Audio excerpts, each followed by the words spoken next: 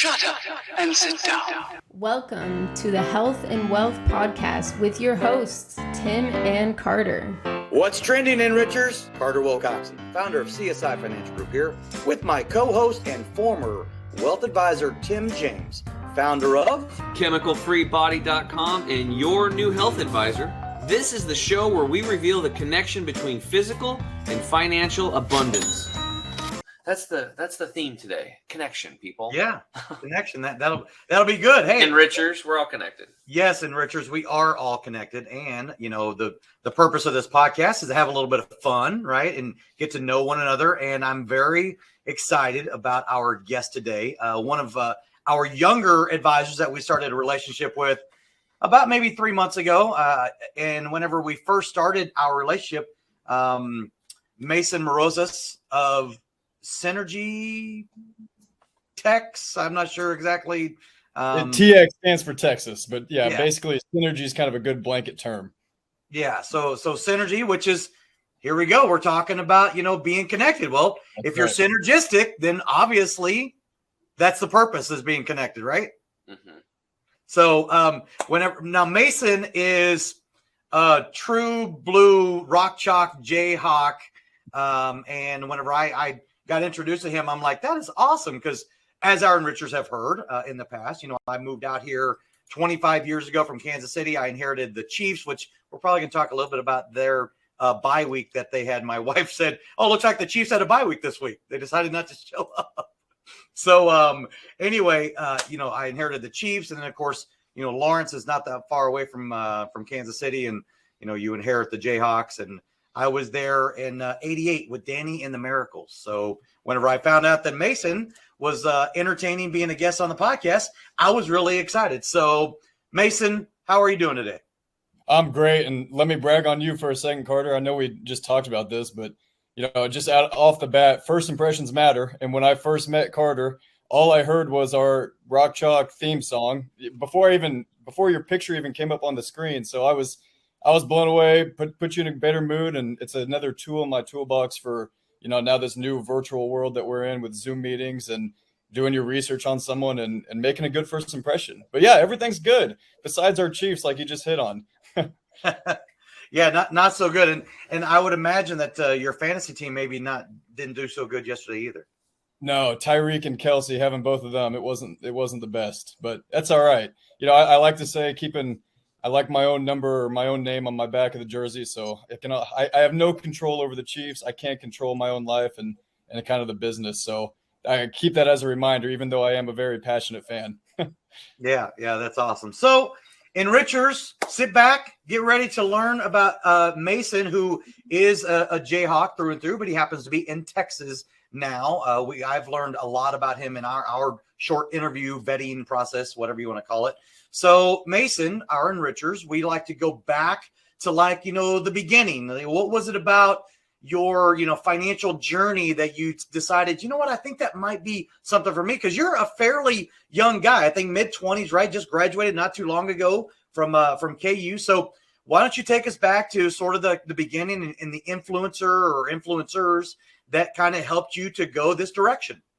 Sure. Yeah, I think it starts about 12 years old. I remember, there was a group of me and I want to say 6 or 7 buddies that at 12 years old, we could go start earning income, getting a job by umpiring softball, and you're starting from ground zero, the machine pitch, you're the only one out there. And, at that time, I think this is correct, but it was paying $30 a game. And that's good money when you're 12 years old, man, especially doing 8 games on a Saturday. And I ate it up. Like, I loved it. And, like I said, there was probably 6 or 7 other friends of mine that did it as well. And I realized, after a couple of weeks, whether they were regular season games or the tournament weekends, where you can make really good money, 30 times 8 times another 8 on Sunday of games. That's a lot of money when you're 12. But I realized that, I took those paychecks and shoved them into my regular savings account that I had just opened at the bank with my parents.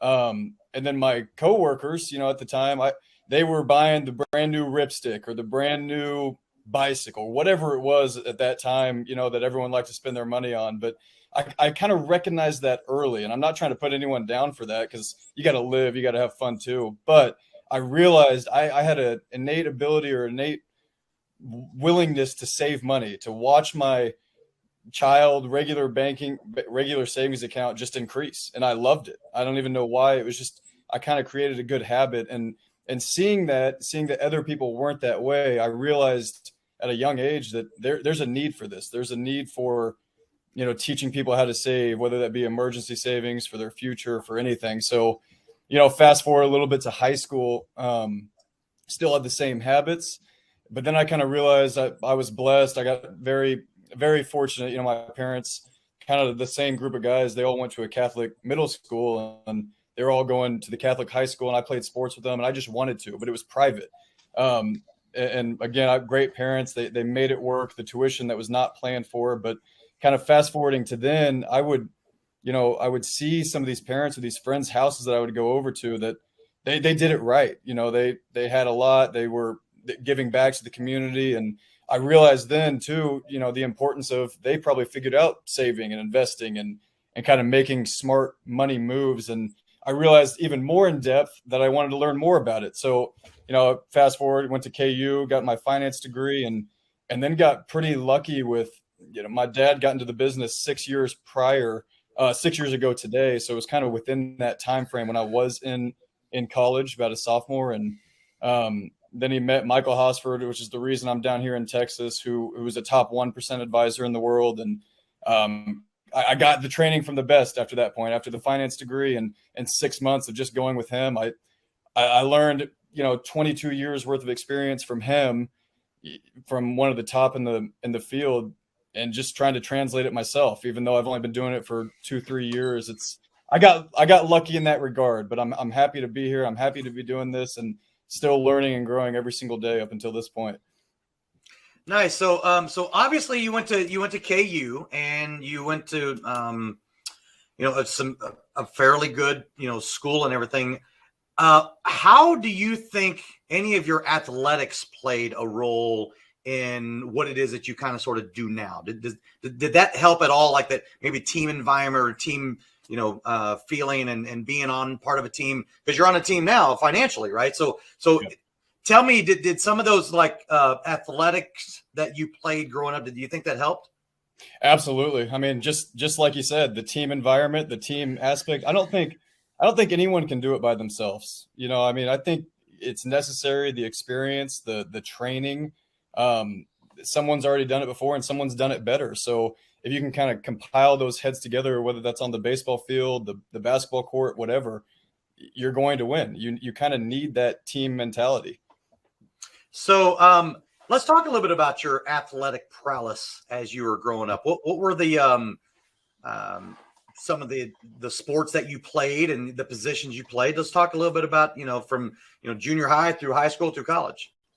Sure. I really did the big three up until kind of sophomore, junior year of high school. So basketball, football, baseball. And for some reason, I'll always have a love for baseball. And I think, kind of going on top of your team one, baseball to me is the most individual sport, but within a team aspect that there is. You're always going to get your moment. So just like any other team, you could be dragged down by one person, or one person could shine, but you need everyone. You need the pitcher on the mound, you need the top 9 through the batting order. But I think that's the reason I love baseball the most, kind of to play. And I stuck with that. I think one of my proudest accomplishments was winning state my junior year in Kansas. And, that's something I'll have with me forever. I actually won on my birthday, kind of little cool, fun thing to tell people. Wow.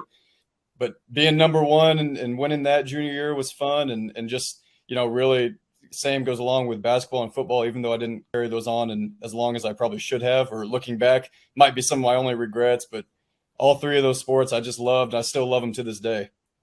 And so what position did you play on your high school team that won state? Up until even through junior year, I was a pitcher and outfielder. Then my senior year, I just stuck to outfield. Part of the reason we won state was 3 of those kids got drafted to the MLB. So I put my glove away for pitching and kind of just tried to help them as I could out there in the outfield. But yeah, it was a pretty good squad there. Wow. So So your championship game, okay, this is your junior year. You've won all these games. You've had a great season and everything, and it's game time. What did you feel like? What's your preparation, Mason, prior to that game? What was the nerves like before that game? And then of course, tell us how it ended. Like, what was the final score and stuff like that? Sure. Good nervous energy. I think you can compile that. You can feel it within yourself, but you have to control any type of energy or motivation or anything that you have, because you got to dial it in and focus when, the first pitch comes or when it's time to go. So really, it was a 3-game once we got to state. And the first one, I think we only won 2-1, and it was a walk-off in the bottom of the 7th inning. So a lot of those nerves got out of there, and we were much more relaxed as a team for the second and then the final state game. And I think we controlled it pretty well, and it ended up winning 6-1 in that one and kind of dominated the whole game. But it was, as it got closer, as each inning went by, we could feel it coming closer, but had to keep the composure and get the job done. But yeah, it's really just relaxing and focusing that nervous energy where it needs to go. Yeah, no doubt about it. So you mentioned something earlier, and I kind of want to get your take on this, because I've said this for a really, really long time, that and I don't know about private. I went to public school my entire life growing up and everything. But what was it like in school, and what do you think schools are missing when it comes to teaching financial aspects? I mean, something as easy as understanding what a checking account is, or saving account is, or taxes, or I mean, it's really, I'll be 50 in January, so it was really lacking in public school back then. But give me your take on what you think real education should include, as far as I'm concerned, financial aspects of what the real world is going to be necessary to be successful. What's your take on that? Let's do this. Because I think this is a really important question. Yes. And we need to take a break, because I think this is going to fill up a lot of. I have some questions about this too, because there's definitely a lack there. So why don't we take a quick break, and when we get back, let's get into Carter's question, because there's obviously some holes in financial education in our school systems when we're looking at 70% of the population having less than $400 in savings. We'll be right back. Estate planning. What does that even mean? When the inevitable happens for everyone on this planet, your estate plan kicks into action. But first, let's start with what an estate is. An estate is simply everything you own. Now, here's the issue and what needs to be understood when this event occurs. You only have 2 choices on this plan. Number 1, either you plan how your estate gets handed out and distributed to those you leave behind. Or number 2, your state decides who gets everything you own. For the first time ever, you can now take complete and total control of this plan that you've been deprived of for most of your life and generations before you. You can get personalized assistance along the way with a team of specialists whose job it is to make sure you have true peace of mind. It's important to understand that estate planning is a journey, and rest assured that our team will be available to you all along the way and at every step. Welcome to Estate Plan, home of the last estate plan you'll ever need. To learn more, make sure to reach out to your local advisor licensed with us, or go to our website for more information.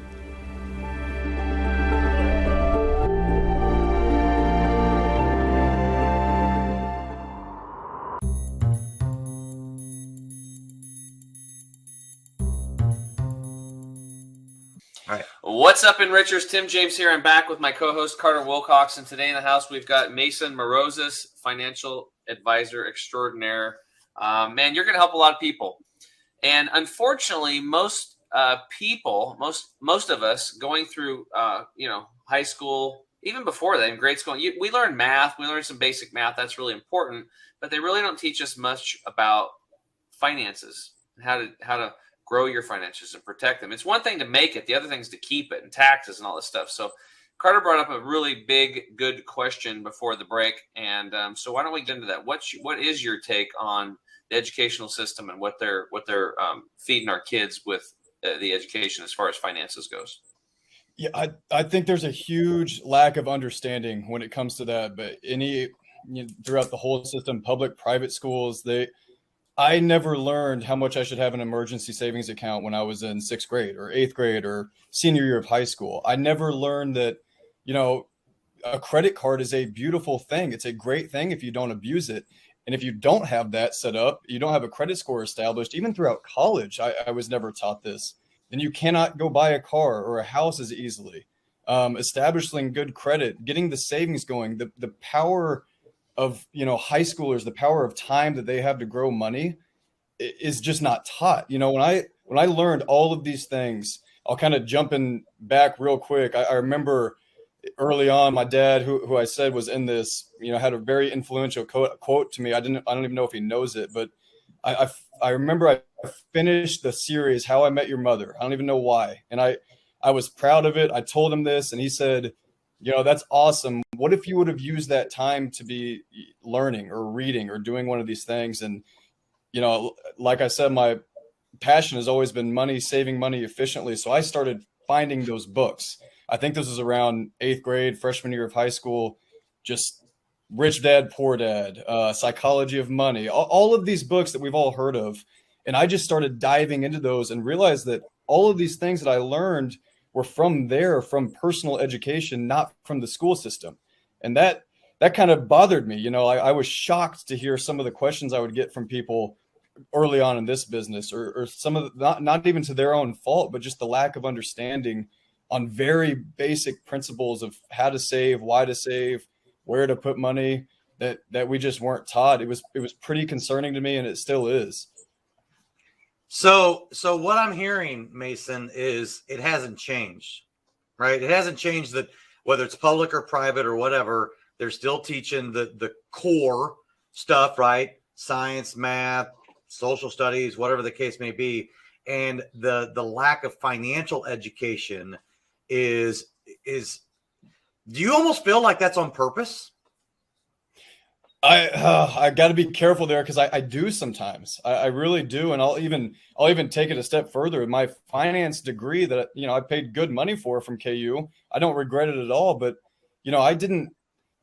where that really helped me in this field was kind of just learning some terminology, some of these things that helped me pass these securities exams a little bit better. It was nothing about how do you save your money? How do you create a plan for yourself?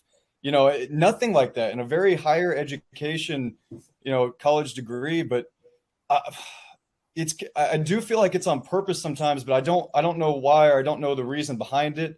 And honestly, all the better for me. It just makes me more motivated to want to help anyone and everyone, especially people young in their career or getting going or on the verge of retirement that haven't done anything. Just set something aside, get a real plan going, because they're not taught it elsewhere.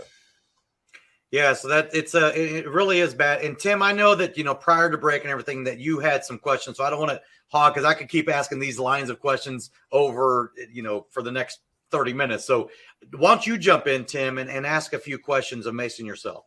Sure. Well, I think what his experience is that, he's 20 years younger than us. So it just goes to show that not much has changed in the educational system. It's not probably going to change unless we, the working people, unite and we change it. Because nothing ever good in our country has ever come top down. And if people have studied political theory, you will find this to be true. So all the gains that we've experienced as Americans, and for other people listening that might be in other parts of the world, any gains have always been from working people saying, that's enough. This is what we want. You need to give us this. Otherwise, we're not going to show up for work. And that's how we got out of slave wages. That's how we got the 8-hour workday. That's how we got the children out of the labor force. That's how we got clean water, bridges, infrastructure, roads, sanitation, all this kind of stuff. So it's system science, Mason. That's what it is. Mm-hmm. So there's system scientists, and they're hired by people in control to create these situations for us. They're basically grooming the population the way they want it. They want to funnel us all back into their model. And, we've gotten lazy and we've got entertained. So, since the 1970s, we've stopped striking. We've stopped doing what we need to do, and we've lost our gains. This is a crazy one to think about. Somebody making $50,000 today should, based on GDP growth since 1970, should be making $120,000 a year. So $50,000 annually, should be making $120,000. Where'd the $70,000 go of your money? Where'd it go? It went upriver because you stopped striking. From 1900 to 1970, 200 million Americans striked, and from 1970 until today, 2 to 5 million have striked. So we stopped striking when these labor unions came in from the Democratic Party, and they stifled the true working class labor unions, and they stopped striking, and we stopped. And then for those listening, this went hand in hand. The Republicans labored the working class movement as communism. So the Democrats and Republicans work together. They are one, but they give the illusion that they're separate. And then that's all part of the left versus right, and to get us divided against each other too. So as we start learning this political acumen and we start raising our consciousness, then we can move back towards uniting as working people and getting those ill-gotten. They take our money away from us, basically. I mean, what would a family do? Like, let's say you're working with somebody and they're making $50,000 a year, scraping by. What do you think an extra $70,000 in income would do for them for the same amount of work? Right? Yep. Do you guys remember, like, there was a time there, remember in the 40s and 50s when things were like booming, 50s, 60s, things were booming, and one person could go out and make a great income, buy a home, cars. One stayed home and took care of the kids and shared with the kids and kept those kids and their moral values, and there was more community and stuff. And now it's kind of like mom and dad have been forced out of the household. The kids are being raised by the state, and they're being raised by child. I was paying $900 per child to drop them off at a daycare, and you don't really know what the hell's going on. What they're doing, and they're giving them genetically modified crackers and government cheese. I mean, it's not good, right? It's a broken down system, and so this is all by design to destroy the nuclear family. And of course, look at the results. I mean, there's just so many fatherless boys, girls, and kids, and we've got like I said, 22.4% unemployment, and less than or 70% of our, gosh dang it, 70% of us, think about that, have less than $400 in savings. That's pretty spooky. That's hard to fathom. Yeah. Pretty spooky. You're talking about an emergency fund, having 3 to 6 months worth of your, monthly budget or monthly nut in an easy to access account or cash. And they got $400. So that basically means that, the water heater goes out and they're screwed. Yep. One thing, one incident, boom. Right. So yeah, we have a major problem. We have a huge problem going on. And I want to tie this sort of back into something that Mason talked about earlier, and you just said it, right? We've been entertained. You go to your dad and you're like, Dad, I ended up watching the entire How I Met Your Mother. And he was like, he didn't say it like you wasted all your time. He said, well, what could you have done had you done? And really what he's talking about is he wasn't talking about education. He was talking about knowledge, right? That's the difference. Education and knowledge are not one and the same. Yep. And personal knowledge too. And just real quick, Tim, I might throw a question at you just off the cusp, but what do you think? I saw a stat the other day that, 1 in 4 people in this past year have quit their jobs. Now, I know that's not technically a strike or anything like that, but I think a lot of my generation, 20 new career, if they don't like it, now they're just leaving, or they're trying to find something new and maybe go get paid more in a different field like tech or finance or something that is offering more than where they were originally at, just making cold call sales or something like that. But 1 in 4 have left their jobs in the past year. Where do you think that takes us, or where do you think we're headed just with that? I'm picking your brain now. Well, that depends. I mean, there's probably a certain amount of those people that have left because they don't want to wear a mask, or because it doesn't make them feel good. Or they don't want to get jabbed. I mean, I talked to a lot of people like that. There's probably another segment, like you said, there's just people that are getting into these jobs. They don't like it. So they're quitting. And it's been easier lately because of COVID, because a lot of people can just jump on, and get unemployment. Mm-hmm. And then they're like, why would I remember vividly, okay, guys, when I was a financial advisor, I had this one lady, she came in, and no offense, but like she was a construction worker, and she looked like she could kick my butt.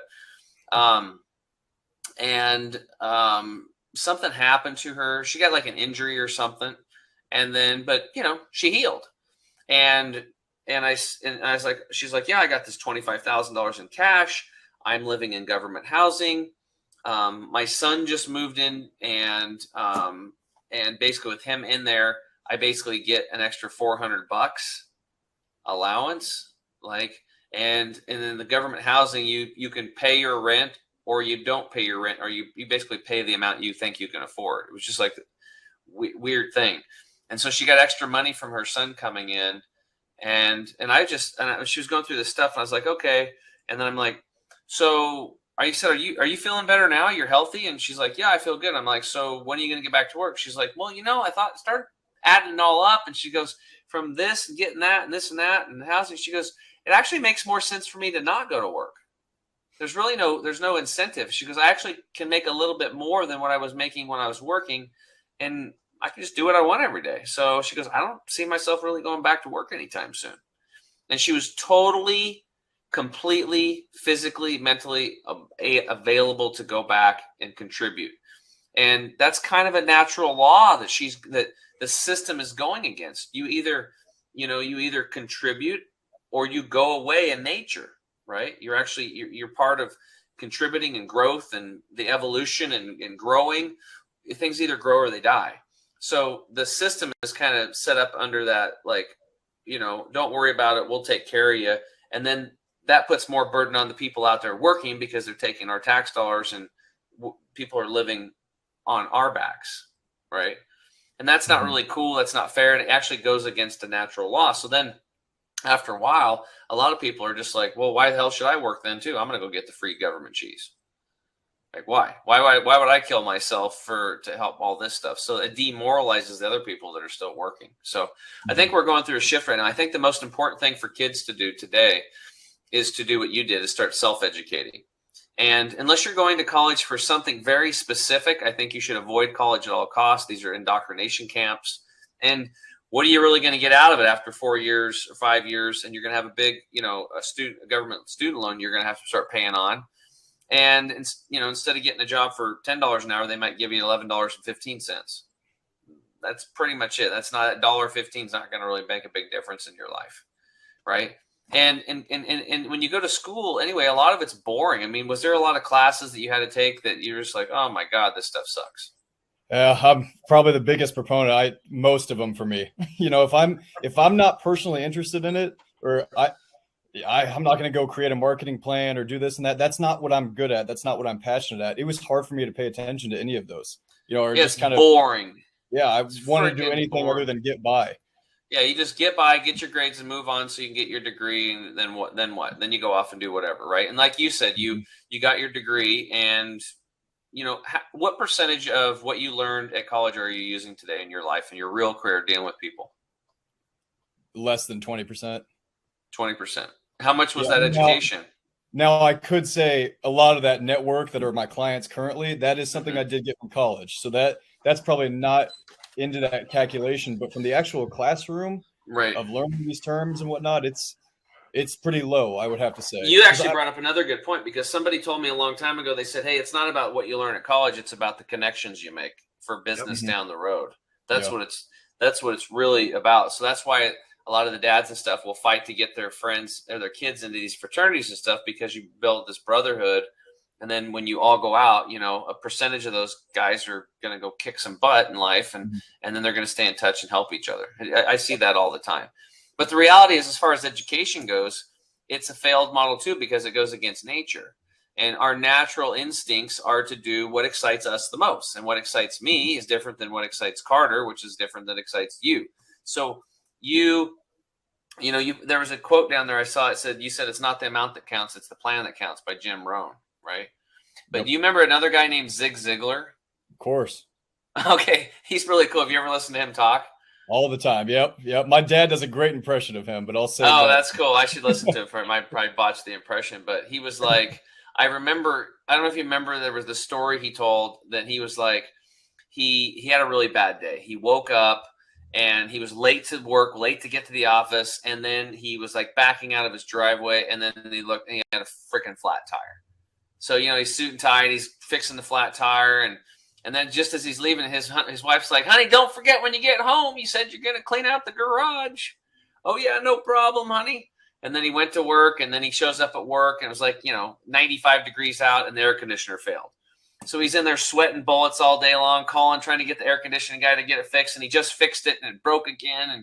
And then he said, finally, he goes, I had this big client that we had just closed, and there was a voicemail, and I missed his call, and it said, hey, partner, we decided to go a different direction.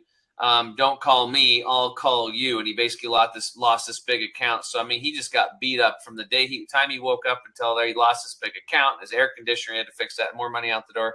And he dragging himself home. And his wife was sitting there. She's like, how was your day? He's like, oh, it was terrible. I had this and that and this and that. She said, well, don't forget, you said you're going to clean out the garage. She's like, oh, no, I don't want. Honey, I'm so tired. I'm beat. I was sweating all day long. We didn't have an air conditioner. I'm completely tired. There's no way I could do it. But you promised me, honey. You promised me you'd clean the garage. And then his phone rang. And he picked it up, and it was a buddy Jim. And he said, hey, partner, tea time's in 15 minutes. Can you be there? And he said, can I be there? I'll be there in 10 minutes. And the moral of the story was, we have all the energy we want to do the things that we want to do, right? It's just there. Yep. It's in us. It'll just bubble out of us. So that's why so many people, unfortunately, they get done with college and they want to pick up a book again. But it's almost a grooming to get you out of education, right? When the reality is we love learning and growing when it's the things that we're interested in. 100%. The things that give us excitement, our joy, our passion, all that kind of stuff. We want to eat it up. That's where marketing and advertising do it. They'll tell you a 2-page ad will always outperform a 1-page ad, and a 4-page ad will always outperform a 2-page ad. An 8-page ad will always outperform a 4-page ad, and so on and so forth. And why? Because when you're interested in a topic, then you want to know as much about it as you can, right? Like if you've got, a mole and you want to get that sucker removed, and you say, how to get rid of moles, you're going to start reading that, and you're going to read all of it, right?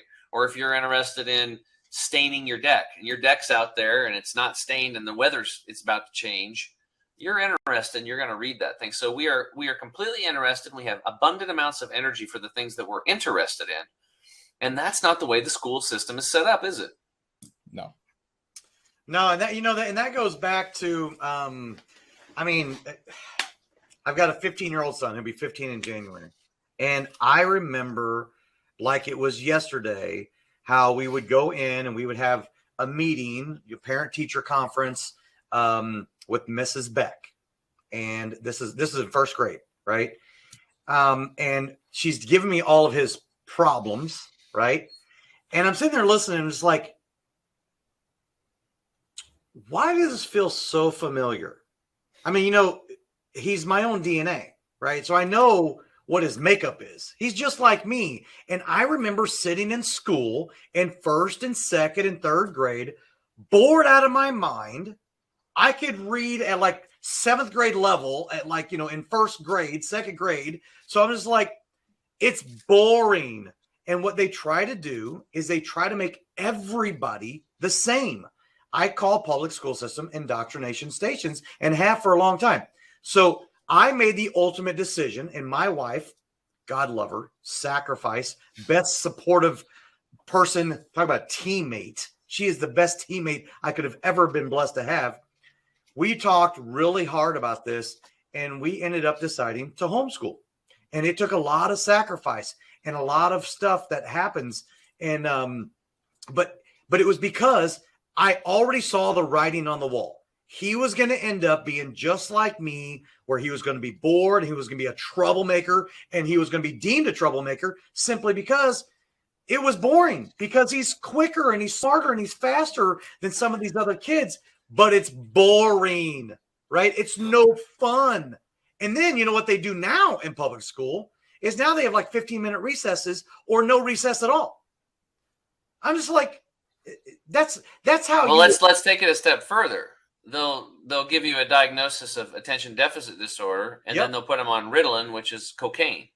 Yep. And we have over 3 million children now on cocaine under doctor's care, right? Because it's Ritalin, it's okay. because they have a lot of energy and they want to get it out, and they're expressive and they're bored out of their freaking minds. And what these kids need is they need love, and they need sunshine, and they get out and play, and they need to be doing things they love. The system is broken, completely broken. Why would we keep putting money into broken systems, or our children for that matter? Because the financial education, this goes back to my question earlier, is it by design? Well, the less smart you are with your money, the more likely it is that you're going to be dependent on the system. And you can be very, very, smart and be dumb at the same time, right? So anyway, not to say that I meant to go down that route, but it just reminded me about these systems, about how here I am, I'm seeing my son going through the same struggles with the same teachers, doing the same stuff. I'm like, we got to break the mold. We got to break that whole system. And we made that ultimate sacrifice to do that. Awesome. Well, I think, guys, it's time for a break. So let's do that. Let's take a break. And when we get back, let's talk to Mason about like what he's doing in his practice today to help people save their money, plan for the future, so they can have a good nest egg, something they can rely on, and not have to rely on the government when they get into their older age. The senior, what do we call it? Senioritis, elderly, the golden years, the silver lining. What are we going to call it? Let's call it something cool. I don't know. Yeah. What are we going to call it, guys? The fourth quarter? I don't know. The fourth quarter. Yeah, because think about it. When you get really old, if you don't take care of your health, now you guys have probably seen this, like you have to have some dough to have somebody else fix your gutters, because you can't do it yourself anymore. You might fall off the ladder and break your neck. That actually happened to a friend of mine. His dad died cleaning the gutters. Just retired. He had a big old nest egg. But anyway, so that's it. We'll be right back.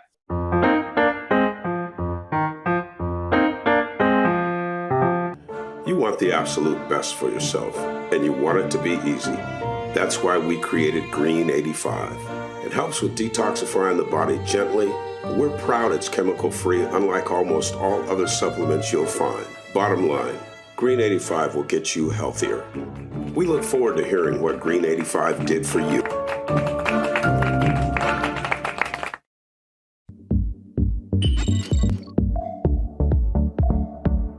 To get this product and our other amazing products, go to chemicalfreebody.com. That's chemicalfreebody.com.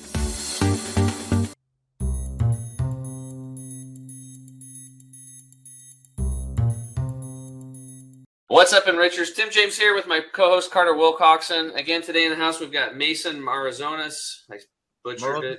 Marozas. Marozas. I was the first guy to pronounce it right, now I can't even say it. So, hey, man, usually this is the section where we flip the script, but I just wanted to give you some time to kind of like talk about what you do and how you're helping your clients plan for their future and the now. Sure. Yeah. And I found that the now to be very important of the last couple of years of experience. But, my big passion, my big target market from where I'm working at now are a lot of people with pension plans.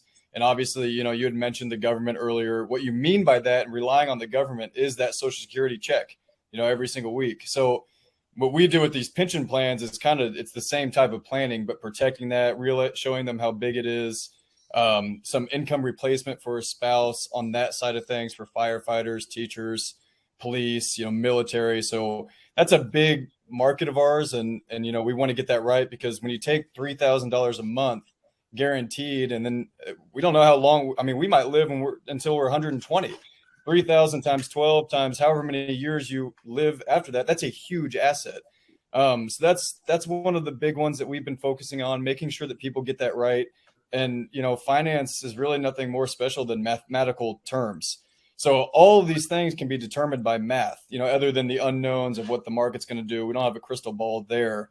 But the math of pensions and how those work are kind of how we integrate that kind of stuff. And then, my personal, like I mentioned earlier, a big passion of mine is making sure that young professionals that start to get this big paycheck that they haven't seen before, going from maybe their $10 an hour job in high school to college, just getting by for the beer money or whatever they need.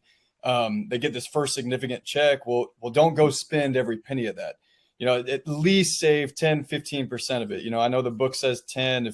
if you can get anywhere from 10 to 20%, just setting aside money for your future self, and you have 40 years to grow that money, you're going to be very happy you did, you know, because I found that in every meeting that I'm in with someone that's over 35 years old, after I got over I look like I'm 20 years old, I've been doing this for 24 hours, but every single time without fail, a 35-year-old that we'd be talking about starting a plan would say, I wish I would have done this 10 years ago. I wish I would have done this when I was 22, without fail, every single time. So I do not want my coworkers, my friends, my family to make that same mistake as they start getting this money to come in, because, $50 for a meal, $75 for dinner and drinks this night, it all adds up a lot. So $800 for a phone. That's right. Yep. New car. I mean, the average car payment now is like $554 a month. That just not doing that and maybe driving your college car for a couple more years, you've now maxed out a Roth IRA more so for, 3-4 years or however long you want to do that. So the importance there is huge. But I will say, like, defining the balance, I don't know if there is a perfect balance of living in the now and living in the future. I still don't want to be too, setting money aside is all that matters. You still got to go do things for yourself, whether that be for your mental, health, for your physical health. A gym membership, if you use it, I think it's great. That's a great investment. So that's kind of the both sides of the coin. Neglect your future self. But anytime you invest in yourself, you're going to get a 6 to 10x return. Yep. That's the numbers of it. You mentioned earlier, like you're replacing a $3,000 a month pension. That's $36,000 a year. You'd have to have $900,000 in an account somewhere bearing 4% interest to cover that. Yep, and that's math, right? That's just math. So you got to, and then if you can teach them the power of compounding interest and how it grows like grass in the beginning, but then at the end it's like, poof, man, it takes off like a rocket ship. But okay, so that's really cool. So I guess the reality here is that you're teaching people reality and getting them to invest in themselves and putting a plan together for them, that's correct. Yeah. Awesome. And one other thing that I'd like to add to that is I never, in these finance classes at KU, they have the brand new business school, all these computers with the stock charts, the technical analysis trading. I haven't really mentioned this word enough because it's an ugly word, but life insurance, how important that is in someone's financial plan is staggering. And I did not realize that until real life experience when I was talking to around a 35, 40-year-old who had, he had 4 kids. His first wife, to save money, 4 kids are expensive, to save money, one of the first things they canceled was her term insurance. $750,000 of term. And this is a real life story. And I think it was 2 months later, she got diagnosed with cancer, can't get insurance, died 2 years after. And just the look on his face alone, when he said, my life would be completely different today if we would not have made that decision, that triggered it for me. That's where the life insurance aspect and financial planning, especially if you're getting married, if you plan on having kids, if you do have kids and you are married, I never thought, after all these stocks and compound interest, I never thought I would feel this passion talking about that. But the importance of that in a holistic financial plan too is major ever since I heard that story from a real person, a real family. Yeah, that's hitting home for me because like my little brother was killed in a mountain biking accident. He had 2 little girls and a bun in the oven and left, a large chunk of tax-free money to my sister-in-law. And without that money, her life would be completely different. It was stressful enough raising 3 kids on her own. Yep. Right. But at least she had that money there to help her, tremendously. But my thing is also, so, it's like I was an insurance agent too. And I know how important life insurance is from first person experience and from dealing with other clients. But when you brought up that story about the gal with cancer, it makes me think about how important health is, because if people understand what the cause of cancer is, then that situation might have never happened. And hopefully she never has to use that life insurance policy. So I think it's a good segue. Why don't we just talk about health? Mason, what questions do you have for me about health in general? No, I love that. And I'll just, Robin Sharma is one of my favorite authors, and he's got a great little section about health in one of his books, The 5 a.m. Club, which I love. And he said, we all could be billionaires. We could have everything that we wanted on our own island, waitresses, waiters bringing us drinks, bringing us food, anything that we could want. But if we have a sore throat, that's all we can think about.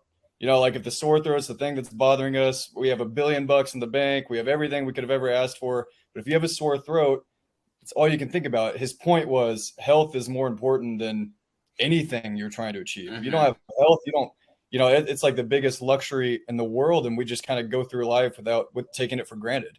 So I've recently, you know, been on my own health journey that I've loved. And I guess the one thing that I'm trying to kick now, which is funny that I mentioned the 5 a.m. Club, is I've always been a night person, always. But I know I'm trying to be more professional, get up early, you know, early bird gets the worm with the most successful people in the world. So I guess sleep habits at night. I mean, sleep is extremely important. Getting to bed at the same time. I find myself fighting sleep and like at night because I want to stay up. I get passionate about things in the nighttime. So any sleep, morning routine, things like that, I know it compounds big time with anything health. Okay. Well, I think that's a really good question. And I think what's exciting for me is that you have an awareness of wanting change and you want to improve. So hopefully you're wanting to do it for yourself, not just to fit into the 5 a.m. club. But like, let's look at it. Let's take a 30,000 foot view. You as a human being, your body is a natural system. We are nature. There is no difference. Like that's where people get disconnected. Like when you want to heal, you get back to nature. Well, we are nature. So you just plug in your natural body back into the rest of the environment, right? So there's this thing called circadian rhythms of life. Have you ever heard of that? Absolutely. Yep. Okay. So if you look at your skin, right, we're supposed to be within about 1,500 miles of the equator, because if it gets cold and snowy, you ain't going to do so good with this little light skin. We don't have fur, like we're not like a grizzly bear, right? So without houses and, you know, heating units and clothing and stuff like that, we don't fare so well. So we've been able to modify to our environment because of our so-called intelligence that we've used. Sometimes we don't use it so intelligently. All right. So in nature, we should be within 1,500 miles of the equator, right? The other thing is in nature, before Thomas Edison and the light bulb, or, you know, staying up late night at campfires, we would, for almost the entirety time, human beings, and look at all other creatures, when the sun comes up, we would wake up. And when the sun would go down, we would go to sleep, because there wasn't really anything else to do. Like you can't see at night, right? So this is how we are genetically programmed for success, right? So the closer you are to going to bed when the sun goes down, and the closer you are to getting up when the sun comes up. Now, again, I have to say that because when you go up past the 45th parallel, or even before that, with the time changes and, you know, clock going back, I mean, it's going to be getting dark at like 4:30, right? Yeah. And so it's like, that's a little or the sun's up until 11 o'clock at night.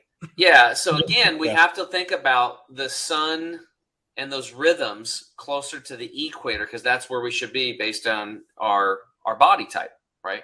It's just like, you know, trout live in a cold stream. They don't do as well in, you know, a hot steamy lake, whereas a largemouth bass might grow to 12 pounds there, right? It's different environment, different creatures, right? So with that being said, then you should understand that the sleep thing is very important, and the sooner you can get to bed. So your statement that you made earlier, like I'm a night person, I can't tell you how many times I hear that in my coaching program from people. Yeah, well, I'm a night person. What time do you go to bed? 12:30, 1 o'clock, 2 o'clock, 12:30, 11:30. You know, I hear this all the time. I'm like, just by you saying I'm a night person, you're tying that shit down. Yeah. Okay. The reality is you've been programmed genetically for hundreds of thousands of years to wake up when the sun goes up and go to bed when the sun goes down. That's it. Okay. So that's just a statement that you're making. That's a habit. It's a pattern that you're in.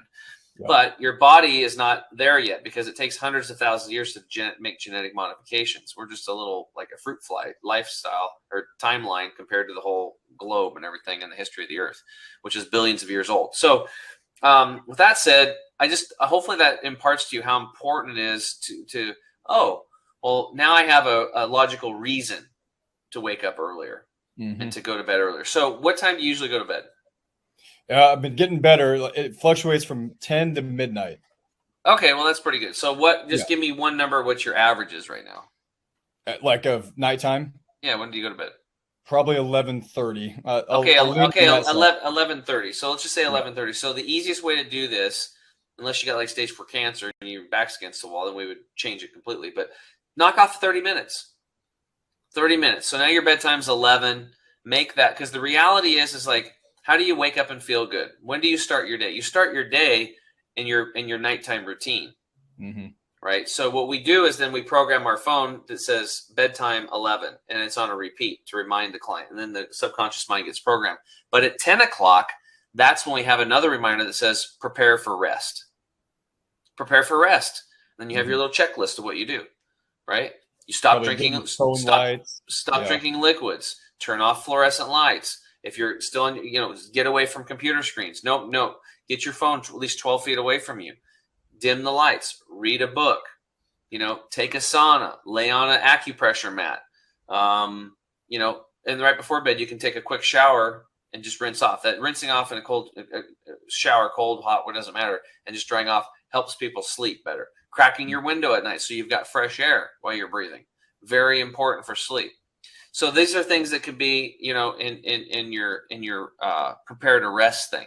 And you make this like so important because you love yourself. That's where it really boils down to. So the people that don't do this, there's a disconnection from taking care of themselves. They start putting everybody else in front of them. Take care of the kids first, husband, the wife. I got to get the project done. Don't get me wrong. Stuff happens. I might be up late at night if I'm a dad and I'm trying to put together my son's tricycle to surprise him. Right. But on a daily basis, or to get a work project done, for the big meeting the next day. I get that, but it's the habits, like white-tailed deer. They go into the same field, munch. At this time, they're going to go down to the creek, take a drink. They're very habitual. They're following that circadian rhythm, that cycle of life. And that's the closer you can get to that and have some conscious awareness around that, and then have that plan at night to get to bed and what it takes. And maybe you drink some chamomile tea. That's really good. Putting lavender essential oils on the bottom of your feet. These are things that we teach people to do and to help colicky babies to sleep. And, I have a diffuser that's going all the time, and I'm rotating different essential oils. I've got an air purification system over here right now, purifying my air. I'm breathing amazing air. My feet are barefoot. I'm grounding right now. See my hand? This is a grounding pad. So that's another thing you can do to improve your sleep. Grounding. Are you familiar with grounding or earthing? Yes. Yeah. As of very recently, I heard about it. It all makes sense. Yeah. So the Earth's natural frequency, and since you're part of the Earth and nature, you're disconnected from it. So I'm reconnecting, because outside of every commercial and residential building's an iron rod, and that's bringing the Earth's frequency. That's the foundation or the ground, that third prong in the electrical system. And there's mats and blankets with silver threads in them that are all connected, and you plug into that, just the third prong, and you're bringing that frequency in and wrapping yourself up with it at night, and you're literally charging your cells and reducing inflammation and helping you get into your deeper sleep patterns. Yeah, right? That's really good. Yeah. So there's tons of stuff to do. I have an episode on sleep on my podcast at the Health Hero Show if you want to watch it. But those are just a few things you can do about sleep. Awesome. Yep. I love it. Well, I'll kind of shift that. I got another one for you, kind of, socially, and I'll preface this by saying alcohol and drinking, I think, do have a great place when it comes to helping you be more social, helping you at a type of networking event. I've seen it come into play way more than I expected to in my early career. Like at every work event, at every party that it's still Christmas party, whatever it is, I cannot stand the hungover feeling. I cannot stand that the next day. I do like being more social and having a glass or two of wine, or, some nights 3 or 4. Right. What's your take on alcohol and how to do it the most efficiently, the most efficient way possible? Because I think for a lot of people, going cold turkey on something, even if they wanted to, is difficult on something like that. This is a great question. I've had this brought up a few times. It's a really, really great question. So number one, you think when you get out of college, your drinking's done. It's not. Because every social party and stuff like that, it's alcohol. Where's the wine? Where's the booze? People are bringing wine to the parties. They're drinking. They're having a good time. And it's just because it was part of the school system, right? It's part of the indoctrination. It's like you see the Michelob commercial and it's got a bunch of fit, young, healthy people running on the beach. But the reality is the people that are drinking the beer all the time are overweight and they're not happy. And there's the term wife beater comes to term. So, I drank a lot. I wasn't like an alcoholic, but like when I would go out, I would freaking hit. I mean, I'd have 15 pints of Grey Goose. After 15, I would kind of like, didn't really function that well. But, up to 15, I was doing pretty good. Right? Sure. We were always looking for the perfect combination, my buddy and I. So we won't even get into that whole thing. But, looking back after I had my kind of my breakthrough when I went to that detox and nutrition clinic when my buddy got cancer, I started reflecting on my life, and I realized that everything in my life that was really bad that had happened was all alcohol related. And I just decided in that moment, I'm done. And since 2011, I mean, I've drank less than 20 times in the last 11 years, 20 times. And it's just every once in a while if I like randomly pick something up, it's like my girlfriend, my wife's like, what are you doing? It's like, I don't know, just decided I wanted to do it. And then sometimes I drink half of it and I don't want it, Yeah. Another time I was up picking mushrooms with my buddy, my friends and stuff, and I had like 8 shots of Pendleton whiskey. And I'm like, I wasn't buzzed. But the reality is you brought up a big point, is like, I like to wake up and feel good. I really do. Yeah. Actually, another guy who's a builder up here, he's never drank in his whole life. And I said, Leon, how come you never drink? He said, well, Tim, I'm a control freak, you see? And he goes, I don't like being out of control. And when you're drunk and drinking, you're out of control and you don't know what's going to happen to you, or you could hurt somebody. And you look at the drunk driving, all these things that are happening. And he goes, so that's why I've never drank, because I'm a control freak and I want to be in control of my life. And I was like, wow, okay, that's cool. So, and again, I'm not poo-pooing or putting down the drinking stuff, but when I was a financial advisor, literally when I was in the mortgage industry, there was a gal who was $1 million producer. She did a multi-million. She was making 1 million commissions, W-2 commissions a year. One of the top loan officers. And guess what her marketing strategy was? She had 2 open houses with an open bar for real estate agents twice a month at these really nice bars. All the food and the drinks that you could want. And then once a month she had a party at her house, and she had a theme party. Like you had to wear like, pajamas. And if you showed up with no pajamas, she sent you home. And she basically just get drunk with a bunch of realtors and built relationships. So here's the problem with that.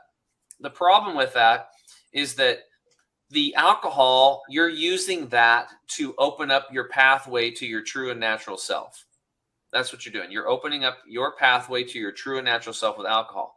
And so your light comes out and you shine, but then, too much drinking and you can kind of, turning into a blithering idiot too, and start spilling stuff and stealing poinsettias and get caught on tape. I mean, this has happened to a top real estate agent that I didn't steal it. And they're like, we have you on tape, dude. Right. It's like, because he got drunk and he asked out, right? He wasn't himself. He wasn't in control, like Leon said. But the big problem is that you wake up the next morning and you can't remember how you got to that person who is you. Because what's happening is we're going inwards. We're inwards. Our universe is shrinking. It's contracting. We're not expanding. So what ended up happening was I stopped drinking and I started going out, still going to the parties and doing the stuff, and meet with people. And since I was uncomfortable by not drinking, I made everybody else uncomfortable too. Well, Tim, aren't you drinking? Well, no, I'm getting healthy and I'm doing all this stuff. And it created tension. As soon as I got over all that, and they're like, aren't you here? Do you want to, like, my friend's like, hey, let me buy you a drink. I'm like, oh, I'm not drinking tonight, Jim. He's like, oh, I'll get you a drink. I said, no, I'm really not drinking. What do you mean you're not drinking? What are you talking about? You drinking? Come on. He's like, well, I'll get you a beer at least. I'm like, no, I'm not drinking. And he just wouldn't let up. I'm like, well, you can get it if you want to, but it's okay. But what I found out was a lot of people are like, wow, I wish I could do that. That's so cool. So as soon as I changed my perception of it, and I didn't make it a big deal, it's just a choice. I'm just like, I gave up drinking 11 years ago because I turned into Jekyll and Hyde, and good things don't happen with drunk Tim, right? And tomorrow I want to wake up and feel good, or I've got something tomorrow, or I'm doing a 30-day challenge, right? Whatever, no alcohol. Oh, cool. Yeah, I need to do that, But the reality is everybody wants to wake up and feel good. And they also want to connect. That's where that book came out, How to Win Friends and Influence People. The number 2 thing in the book was, and when they interviewed that Middletown America, was, hey, look, that people wanted to connect and learn how to connect with other people and relate. People have a hard time doing that because the system has separated us. It's all about division. We have to realize if we start loving ourselves, we start loving our friends. I can get along with you. Like if we go to a buffet and let's say you order chicken and I order the vegan lasagna, do we freak out? You know, when you go to a buffet and people get different foods, nobody says nothing. But when you like if you don't drink and somebody else is drinking, I don't understand why that's such a big deal. Mm-hmm. Right? Because we make it a big deal. So if you feel weird inside about not drinking, you feel also that you need to connect and you need that alcohol to kind of, get rid of that anxiety, then what I would suggest is you find a different method, right? And maybe I don't know what that is. For me, it was just, I do a lot of meditation. I do a lot of breath work, and I just start talking to people about things that really matter, and asking them questions about themselves, family, occupation, recreation, dreams, the Ford method or whatever. Just get into conversations with people, and it's just like, you drinking? No, I'm not drinking. Are you sure? Yeah, it's no big deal. Why not? Well, I just don't feel like it tonight. So how's your family, Bill? How long you been here? And just move over it. Don't make a big deal out of it. Yeah. And then tomorrow morning you'll wake up, and guess what? On your way home, you don't have to worry about getting pulled over by the cops and getting a Dewey. And then when you wake up, you're going to feel real good. And everybody else is going home worried about getting pulled over to get a Dewey. And then when they wake up, they feel like crap. And their kids are pulling on, come on, Daddy, let's go play. Give me 2 more hours. Right. Yeah. And that kind of goes along with the How I Met Your Mother. How much time did you spend hungover where you can't be productive or spend time with your family? It all adds up. Yeah, it really does. So it's choices. And here's the thing. I'll just jump in real fast. Here's the other thing about that is it's going to be really difficult to call yourself a morning person if you're calling yourself a night person, right? And it's hard to be a morning person if you're embracing that lifestyle, if you will, right? And I get it. Are you kidding me? I have to entertain for business on a regular basis, and it's difficult. But I can promise you this: when I don't drink at an event or whatever, and I wake up the next day, I don't berate myself. I congratulate myself. Yeah. Right? It's an accomplishment. Yes, and it absolutely is. And going back to my son Carter Samuel, we have this saying that his mom, tells him all the time, because he's still 14, getting ready to be 15, he still makes bonehead mistakes or whatever. She tells him all the time, or he goes to a personal trainer 2 days a week, and she's like, you can do hard things, and you just reinforce it. You can do hard things. You can do hard things. And, just reinforcing it on a regular. And guess what? Not drinking one time at an event can be a hard thing, but you can do hard things. You can tell yourself you're not going to. I like that idea, what you just said, Tim, right? To kind of make yourself feel better. And maybe you do this. Maybe you make your own. I'm on a 30-day challenge, Bill. That's why I'm not drinking. I'm on a 30-day challenge. They immediately were like, oh man, I wish I could do that. And congratulations, man. Good for you. And, let me know how it goes. That connects you to people, right? Being able to do that, and others that will, they'll self-eliminate. Someone's like, that would ever be like, you're crazy. A 30-day, challenge, not drinking. Forget that. They'll self-eliminate. Maybe not the kind of client you want anyway. Yeah, another thing you can do too in the beginning as you're building up your courage muscle into this situation is you could just get club soda with a splash of cranberry in it and some lime squeezed in it and drink that, and then people just light on the ice. People think you're drinking a drink, I passed that point now. And the cool thing is like being able to go out and have a good time and dance or whatever without alcohol is amazing, right? And I think all this stuff is like the more you follow your highest excitement in life, whatever that is, the more synchronicities come to your life, and the happier you're going to be, and the more joy. And you just find out that you just don't really need that stuff. Mm-hmm. Like I'm really happy. I really like having clarity. That's really important to me. I I don't miss hangovers at all. I don't miss getting the spins. I don't miss worrying about driving home. I don't miss any of that stuff. Like any of it. Well, you just hit on something, Tim, that I think is actually coincides with what you were saying earlier, Mason, right? I don't know how, I'm paraphrasing here. I don't know how many times I've talked to this 35-year-old and I talked about doing all this stuff. Man, I wish I would have started when I was 25. And here's the thing. You get tired of that as you get older, right? I'll be 50 again in January. And if you think about it, you're like, man, I wish I would have had that courage sooner about not wanting the spins. And typically it's just like, I just can't do it anymore. Not that you want to do it anymore. It's just like, I can't. But if only, and I'm just tying this back into what your clients at 35, man, they wish they would have started sooner. I promise your body will thank you the sooner you start on 30-day challenge. It turns into 30 months and then it turns into 30 years, whatever the case may be. And I get it. There's a lot of influence that happens and you know, you have Christmas parties and so you start thinking to yourself, well, if nobody drank, what would that be like? Mm-hmm. I'll bet you'd all still have a good time. I agree. Yeah, I like those ideas. I like that a lot. Yeah. So anyway, Tim, do you have anything else you want to throw in there before we let our enrichers get going out of here? I know you wanted to touch a little bit on the Lithuania thing because of the Hippocrates Institute, right? Oh, yeah. So I was asking Mason where because the last name, where was that from? He said Lithuania. So actually Mason, the place that I went to is called the Hippocrates Health Institute.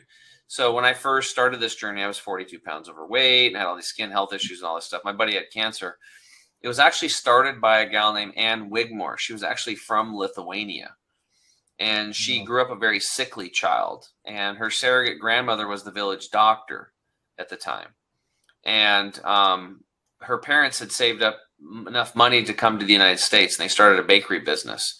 And so then the surrogate grandmother raised Anne in Lithuania and saved up pennies and pennies and pennies until one day she could send her over to America to be with her mom and dad. So anyway, it's a much longer story, but I mean, it was crazy stuff. Like Anne said, when she was a kid, the war came through and the grandmother took her and some other kids and they lived in a ditch for a couple days. And she was like, don't worry about food. We have this. And they were eating the roots of grass and you know, not the grass itself or in the tubers and, you know, leaves and stuff that grandma was showing them that were natural and they could eat, kept them alive, actually made them healthier.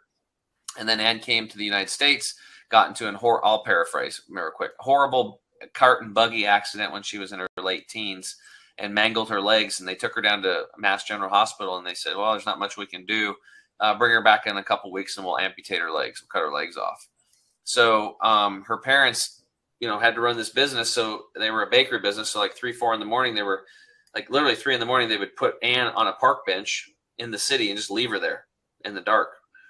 And they would go to the bakery, do that, and then come back and pick her up in the afternoon and take her home. And that's all they could do. And I was thinking, well, I wonder why they just leave her home, but whatever.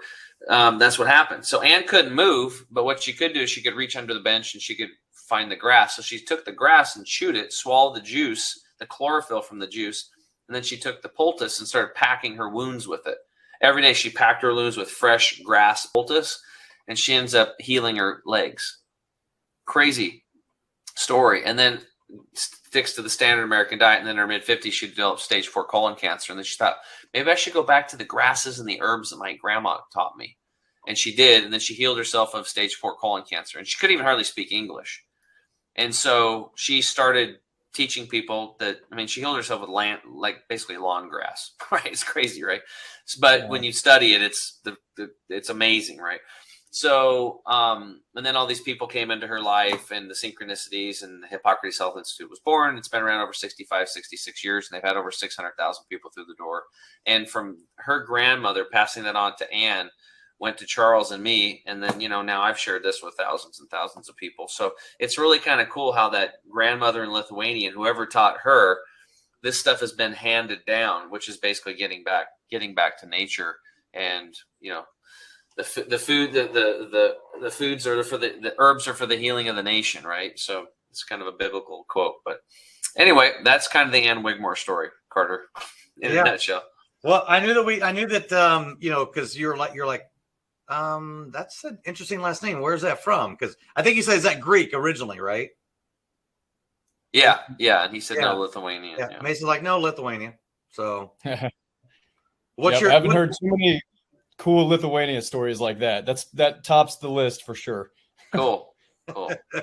Well, brother, hey, thanks for being on the show today. We really appreciate you. You have really good energy. I know you're doing a really good job. So if you guys are in the local area where Mason is, he'd probably be a pretty darn good person to hitch your wagon to help out with your financial needs.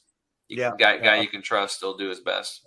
And he was taught by one of the top 1%ers. So yeah, that age thing's kind of out the door because you have a work ethic and you're modeling success already. So it's a no-brainer.